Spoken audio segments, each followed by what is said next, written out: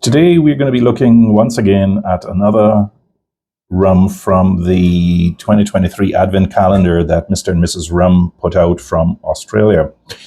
The rum we're going to be looking at today is a very interesting 50% white rum from a small company in Queensland called Kalki Moon, which was founded in 2017 by Rick Prosser and his wife. They've previously did a selection for the 2021 Advent calendar called the Plant Cane, and that was, in point of fact, one of the first rums in a series that they created called, I think it was the Planters or something like that. And number one was the Plant Cane, number two was a liqueur, number three was a spiced rum, and number four was this one called the Mill. This is actually batch one. There probably are subsequent batches. Now, the company has four different stills that they started, of course, like most other Australian companies do. They started by making gins, and these became so successful that they allowed them to bootstrap themselves into other aspects of rum making, one of which, of course, was white rums that they immediately issued for cash flow, and then they're putting down some aged stock. I'm not quite sure where that's going yet, but they'll get there. And over and above all of that, they are getting quite a reputation for experimentation. For example, they are playing around with the Jamaican style and doing all kinds of dunder and muck pits and whatever, seeing if they can boost their stuff. That was one of the reasons why the original Plant Cane was quite such an interesting rum. It failed, I think, because it wasn't quite ready there yet, and it was at 40%, which didn't quite work for me. But here what we have is a 50% white rum, and what distinguishes it is it's actually an agricole style rum, which is really kind of interesting because you don't see that very often, given the fact that you got to get the juice to your fermenters really fast, otherwise it'll start to spontaneously ferment, and that's in point of fact exactly what happened here. They got it from a nearby sugar mill, they got it from a nearby sugar mill called Isis, strange name, but it's within 30 miles of where Kalki Moon is, and as a consequence, they were able to get it straight in, add some more yeast, and then get it going. And they ran it through one of their pot stills. Now, I'm actually not sure which one of the stills it is. They've actually got four because they keep kind of like adding to their stock, which is really impressive in and of itself. But be that as it may, it was double distilled in their pot stills, laid to rest for a couple of months, and then it was bottled pretty much at 50%. Now, this is such an interesting rum in its own way. You're getting quite a bit of competing notes here. So there's some pastries. So we're talking about croissants with butter. We're talking about freshly baked biscuits, that kind of thing. A little bit of ginger.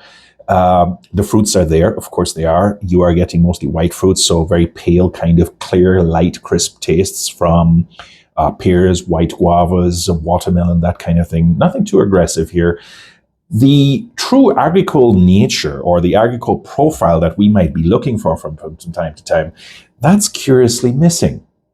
I am not actually getting too much of that. I would, let's say, confuse it with a Martinique agricole or a Guadeloupe agricole or something from Madeira, Reunion. That's just not here. It's its own thing, but it's recognizably an agricole, a sugarcane juice rum, and that by itself makes it quite interesting in and of itself. When you taste it, wow, that 50%, that goes down really nicely.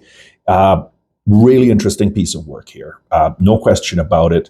It's got no barrel influence whatsoever. It is pretty much an agricole. It's got all the, it's got like a bit of branches and egg trays and compost. It's really kind of bizarre. But then gradually, this is definitely a rum you got to leave to open up a little bit.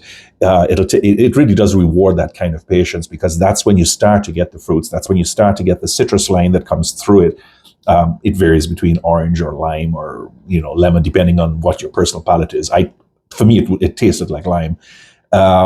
There's a little bit of ashes and iodine in there, a touch of brine, not too much. There's a lot of really subtle stuff going on here.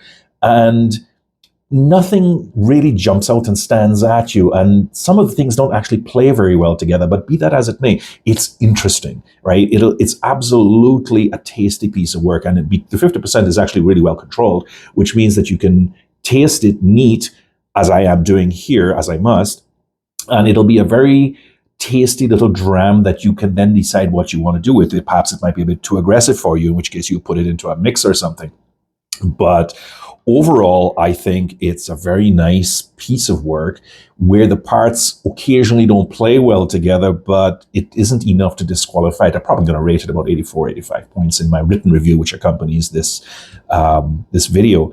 So what I really liked about what Mr. and Mrs. Prosser, because we can't forget the wife here, she's intimately involved in all of this, is that they haven't lost their spirit of experimentation. So they've tried with the Jamaican stuff. Now they're starting something with an agricole. You know, say what you will about liqueurs and spice rums, which I don't review. You know, it is an interesting variation on everything else that's going on around the place. And as a consequence, I think that this is another one of these Australian distilleries that perhaps is flying a little bit under your radar, but really shouldn't.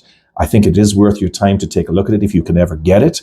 The white rums, both the plant cane and this one, the mill, should be looked at probably in tandem. That would be really quite useful. Unfortunately, I don't have the original. That's somewhere else in my storage. But this one for itself is really quite good. And even if you decide to put it into a daiquiri or some other form of a mix, you know, you won't be losing out. This really is a testament to the ingenuity and the desire to check new shit out that Mr. and Mrs. Prosser are doing, and I can't recommend it enough. So that's my review for today, and I hope you have a really good evening. Bye-bye.